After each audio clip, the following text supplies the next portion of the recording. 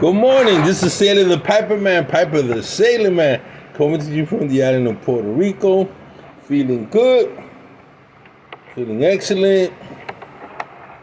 Some days it's like this. Some days you feel great, and I feel good today. I'm here with my Stanwell, Danish shaped, wonderful. Look how beautiful that is. It's a Pipe of the Year. It's, I think, a deluxe. Maybe not Pipe of the Year. The Stanwell Deluxe.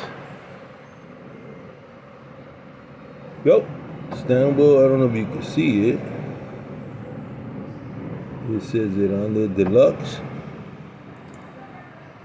It's, the designer of this pipe was Larson.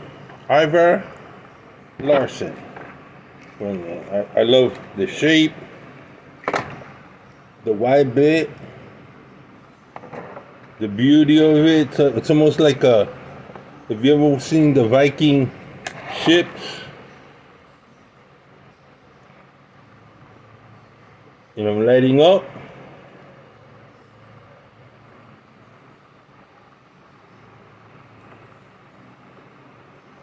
Some barley. Saying Dave suggested. Shout out to saying Dave. I really enjoyed this. I really enjoyed it.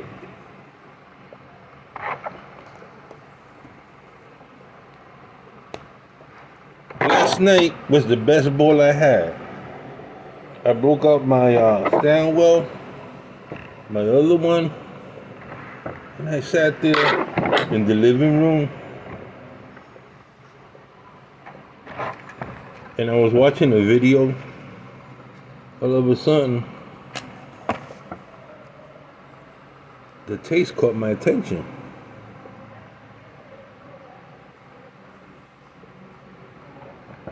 And I started thinking, wow, this is some great barley. Or a great blend.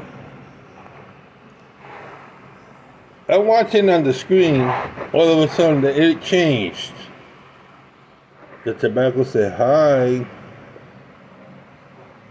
The barley said, Joe Christ, how do you like me now? And I was like, I forgot what was about to scream and allowed me to concentrate on the tobacco I was smoking. I was like, no? I said, wow, this is nice. This is not bad at all. I try to compare it half and half, the other blends.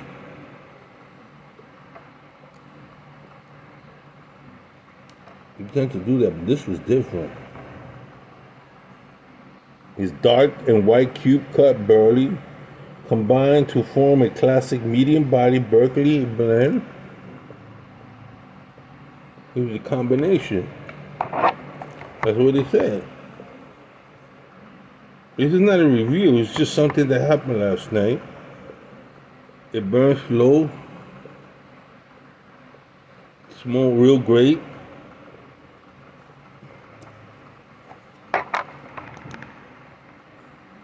The cube cut too. I don't know how much of it influences the burning. It's not too dry. It's not moist either. It's just right. It was nice and slow burning, so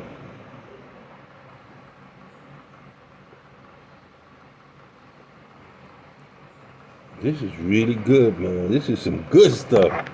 Thank you, St. David. Holy cow. Well, I didn't came out to talk about St. Francis. I just had to mention that. I didn't come out to talk about one of the best pipes I had. Classic shape, really beautiful. I don't smoke it all the time. But when I do, I like to put quality tobacco with quality briar. Great smoking machine. And it's elegant. The worst you could do is have terrible briar with terrible tobacco. Forget about it. Well, how you know, Miguel, when you have terrible briar and terrible tobacco? You don't know when you first start. But as time goes on, my anniversary is coming up.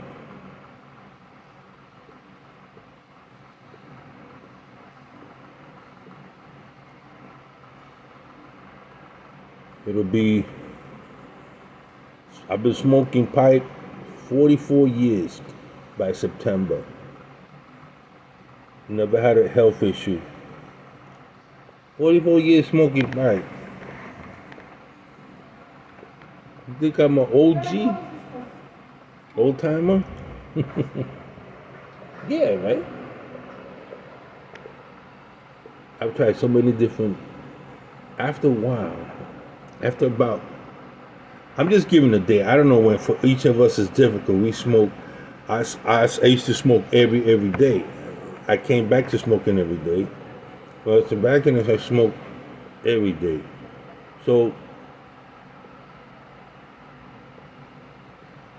I tried good tobacco, nasty tasting tobacco, mutt tasting tobacco, over-flavored tobacco, too much topping, too much syrupy, not enough. I've smoked dry tobacco, over moist tobacco. You know, the condition, the crop. Some crops are better than others. It's just, and it's all about consistency, quality control. So you have to really, for me, McClelland and McBaron, and most of the Danish production is about quality control. I'm sorry to say that. It used to be like that in the U.S., quality control. I think we're going back to that too, because a lot of people are just like, I'm not going to make the tobacco blend unless I have the right tobacco. And so that counts for a lot.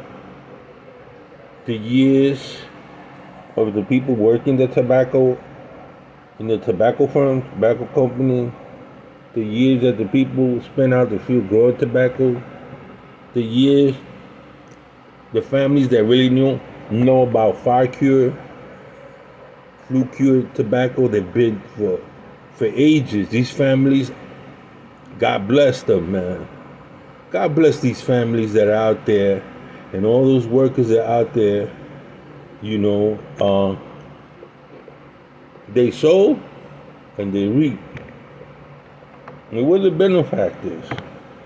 They don't do their job, we don't get quality tobacco. Period. Because you and I are not going to go out there and do what they do. All we do is go to the store and see the tobacco and see how beautiful the can is. And go, oh yeah, they got my can, my favorite can. We're buying them product. We in no way, no how involved in the process. I don't know how many hands in it. I know for a cigar, it's over 35 hands in the process of making a good Dominican, I don't know, Cuban cigars, Honduran cigars.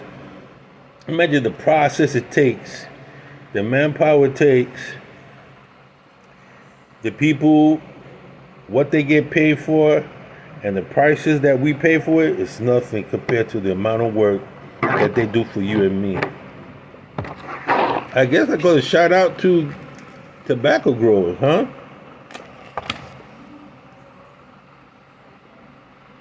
I'll finish up with a story. In 1986, at the height of Ronald Reagan era, we had this man who just passed away, Gorbachev. It was perestroika. Well, we were sailing in, our battle group was sailing in to a place called Cartagena. Part of the battle group went to to Corsica's, other went to Marseille. Our ship ended up going to off the coast of Cartagena, Spain. And they would shuttle us back and forth. So I took liberty. I took a couple of days off. And in the process, the village was throwing these really nice, it's very mountainous, with an open inlet for a marina. You looked on one side, there were mountains, and on top of those mountains, these huge Gothic Middle Ages castles on both sides. I was like, who the heck will climb up there? And obviously, when there was invasions, the villagers would go up there. And it was said that Hannibal came through there from North Africa, from Carthage, and they conquered that area, and then they were defeated. So the people that lived there were like a combination of Arab, Spanish. They looked like what we consider gypsy looking, black hair. Now the streets, cobblestone. I love cobblestone streets. There were narrow streets. On each side they had open cafes. 1986 was a big year. I think they were getting ready, or maybe 85, getting ready for the Olympics. And so they were talking Spanish, and I could understand, even though I wasn't talking Spanish. I didn't want to talk Spanish. I want to see how. And what was happening was big protests on nuclear disarmament. The whole perestroika, the whole thing. Ronald Reagan was meeting with Gorbachev in, I think, Iceland and all this stuff. So we pull in, and right behind this, a Russian ship pulls in. So some of the guys on board the ship were like, "Hey, commies, they over here," but you could tell it was like a supply ship or something like that. Some of the guys were saying, "Oh, I bet you it's a spy ship." I was like, no, I think they're just pulling in because of every ship has to pull in. There's a carnival going on, and they're humans, man. So some of the guys say, "Oh, you're a commie." I knew Miguel was a commie. I was like, no, because from the outside of the ship, the guys were waving at us. And I said, well, I'm going to wave at them. "Why are you waving at the Russians?" I'm like, get a grip. That's a human being over there. Has Russia ever invaded the U.S.? You know, the whole Cold War thing. I was brought under it where, be careful, ICBMs are coming at you. In school, we would take them. We had to hide under the tables and stuff. And I wondered if all that was true. What the media was using that as some kind of scare us. And we began fearing the Russians. They're going to attack us and all this stuff. Well, I didn't buy totally into that, but I was wondering, hey, is this Cold War thing true? So, story short, I went out. I had a bet, Dr. Grable pipe, with my trusty. I had a pack of Borkin Riff and Captain Black original. So I'm walking down the street. This is a beautiful open cafes. I love the open cafes. So I sat there and ordered a drink, wine, table wine. The guy saw me speaking English. He said, "You Cuban?" I said, yeah, I'm Cuban. But he wanted to know I was American. So I sat there, inconspicuous. And here come 3 Russians walking on the cobblestone, looking to the side. One of them looks at me, and he sees my jeans. I go, American jeans. I looked at him. I said, yeah, because I wanted to engage him. I never been close to a Russian. Yeah. So he comes over, sits on the table aggressively. He's on the table, turns it around. He got his hands like this. He goes, "Why don't you buy me a beer?" Never met me, never told me his name or nothing. He said, "Why don't you buy me a beer?" Very aggressive. And I looked at, "You want a beer?" "Yeah, I want a beer." "You want a beer?" "You bought beer." I said, "Why you want me to buy you a beer?" He says, I don't have pesos. They never got to exchange their rubles or whatever into pesos. I looked at him and said, "You sailor?" "Yeah." "Okay." "Señor, por favor, ven acá. Una cerveza." "The beer." So the Russian was like, the guy's actually buying a beer. He thought he was going to intimidate me. So I bought him a beer. "Here's your beer." And he goes, "Thank you, thank you, thank you." He said it in English too. I said, "You're welcome, have your beer." I said, "As a matter of fact, una cerveza." So we sat there and he saw my pipe. He goes, "Oh, you smoke pipe?" I said, "Yeah, I smoke pipe." He said, "I smoke pipe too." He took out his pipe, but he didn't have, he didn't have any tobacco. He goes, "I got pipe. See, I got pipe." And in my mind, I'm like, "Yeah, you got a pipe, but the freaking pipe is empty. Where's your tobacco?" So I looked at him, and he looks at me, and he looks at my pipe. "Oh, Captain Black, Walking River, ah." And he's like this, like, "Can you fill it up, please?" I didn't say, "Oh, you don't got no tobacco." I didn't mock him or nothing like that. I grabbed it and threw I actually the Captain Black, USA. I know. He got Captain Black like it was gold. The U9, oh, that pharmacy Captain Black, homeboy went for it. He filled his bowl. He said, "Can I have some?" I said, "You know what? I have my pouch. I took out half of it. The Captain Black, I rolled it. This is yours."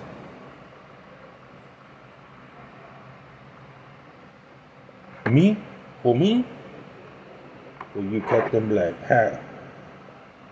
"Also, this me? That's you here. I put the little sticker that comes on it. Here, that's for you." He was looking at the emblem. "Virginia." I go, "Yeah, Virginia. That's right. It's Virginia. Good. Virginia tobacco, good." I go, "Excellent. American." I kept throwing that at him. "It's American made. Good tobacco." "Yes. American tobacco good. Turkish better." I went, well, Turkish, well, American tobacco is good." He goes, "Yes, yeah. Cavendish." So, we were drinking the beer. He was telling me his wife, showed me the picture of his wife and kid. I showed him the picture of his wife, his kid. And he's like, "Yeah, this is what I got to do." I says, "What do you do?" He says, "A photographer.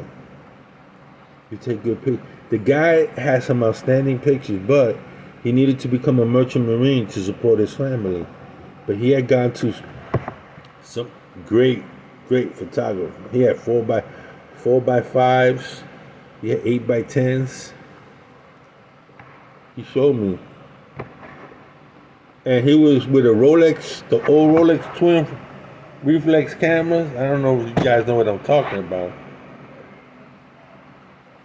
He showed me how you look down onto it and you take the picture. So, he might have been like working class, but he had some good stuff on him, good clothes. So we sat there. We drank 2 more beers. Then he asked me where he could exchange money, and I asked the waiter. He goes, "You go around, there's a bank there, they'll exchange for." So he came back, changed the money. He bought me a drink. So we stayed there talking to each other. I gave him my address. He gave me his address. 2 years later, I'm home in North Carolina, Camp Lejeune. when I get a letter.